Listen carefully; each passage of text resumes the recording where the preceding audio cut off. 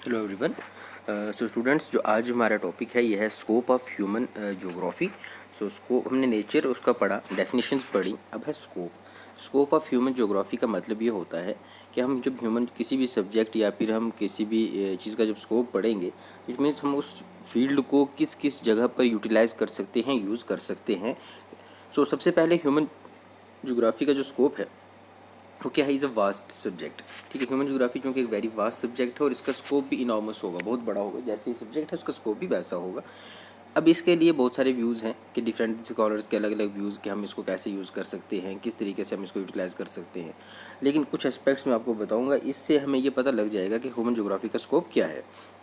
पहला एस्पेक्ट क्या है कि पॉपुलेशन जो एंड कैपेसिटी ऑफ रीजन, इधर human geography studies the population and capacity of region. ठीक है, अब इसके अंदर क्या आएगा, ह्यूमन रेसिस के बारे में स्टडी करना है पॉपुलेशन के अंदर। उसके बाद growth of population, distribution of population, density of population, इन सब को हम स्टडी करते हैं ह्यूमन ज्योग्राफी के अंदर। That is different human races and how population is growing, distribution of population in an area, density of population in an area.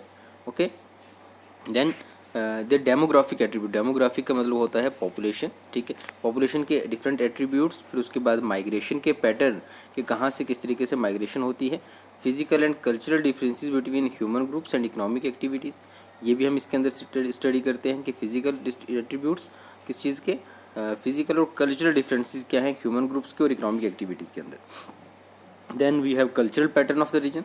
Human geography के अंदर हम, क्योंकि different mosaic of human geography के अंदर हम अलग अलग जो कल्चर्स हैं वर्ल्ड के अंदर, और लैंग्वेजेस हैं, रिलीजन है, कस्टम्स हैं, ट्रेडिशंस हैं, इन सब के बारे में हम ह्यूमन ज्योग्राफी के अंदर पढ़ते हैं। उसके बाद types and patterns of settlement, के टाइप कितनी है सेटलमेंट्स की, लोग कहीं पर सेटल हो रहे हैं तो किस टाइप से हो रहे हैं, किस पैटर्न से हो रहे हैं, ये भी हम ह्यूमन ज्योग्राफी के अंदर पढ़ते हैं।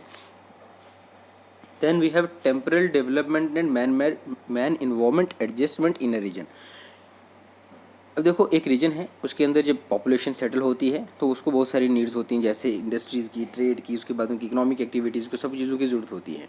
अब इसी चीज़ से हमारे पास बनता है क्या कि आपके पास टेम्पोरल डेवलपमेंट होती है, जिसमें बहुत सारी ब्रांचेज निकल आती हैं, जैसे पॉलिटिकल डायमेंशन उस रीजन की, सोशल रेफरेंस आता है।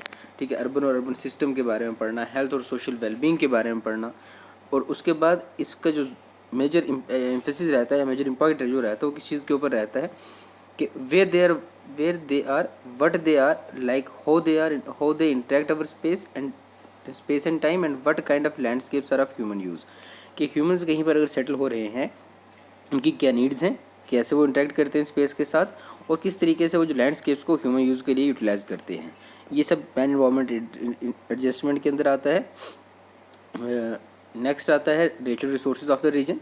ह्यूमन ज्योग्राफी के अंदर हम नेचुरल रिसोर्सेज को स्टडी करते हैं ताकि हम क्या कर सकें, और उनका एक्सप्लोइटेशन जो है वो भाई मैन उनको स्टडी करते हैं। ठीक है, जो कि अब देखो, ह्यूमन रिसोर्सेज तो प्रेजेंट हैं, लेकिन उनकी जो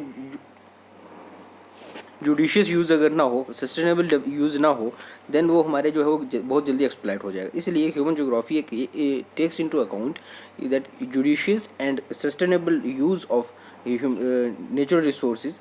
ठीक है, वो हो सके उसका। देन वो हमारे पास अर्बन स्प्राल के बारे में आएगा कि अर्बन स्प्राल से क्या एनवायरमेंटल डिप्रेडेशन हो रही है।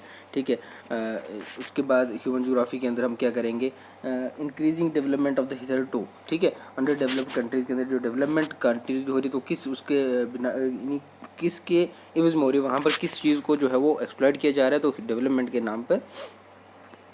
नेक्स्ट आएगा एनालिटिकल फ्रेमवर्क। एक ह्यूमन ज्योग्राफी एक साइंटिफिक और एनालिटिक फ्रेमवर्क करते हैं ताकि क्या कर सके, मैन इन्वायरमेंट कम्प्लेक्स और रीजन मोजाइक, जो अलग अलग जो कल्चर ऑफ उसका जो है ट्रेडिशन है, जो उसका एक कम्बिनेशन बना हुआ है, मोजाइक होता है डिफरेंट जो अलग अलग चीज़ें हैं, उन सब का इकट्ठा हो जाना। ठीक है, अलग रिलीजन का इकट्ठा होकर, कल्चर होकर एक ही जो है वो लुक देना।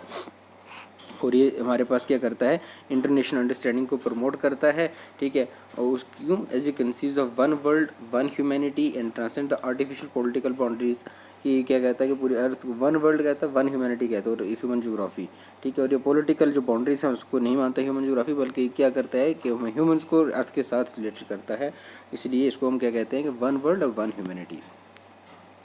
अब अगर इसको लास्ट पे देखो तो ह्यूमन ज्योग्राफी क्या है? Deal special and temporal distribution of all the phenomena created by man and the relationship on the earth surface. वही चीज़ जो हमने पहले कही कि ह्यूमन ज्योग्राफी हर उन सभी फिनोमेना को डील करती है जो कि किसके साथ जुड़ा हो, अर्थ के साथ और उसके साथ ह्यूमंस के साथ। और इसके बाद also help to understand the important issues facing our communities and our nation and provide scientific solution to the societies and nation.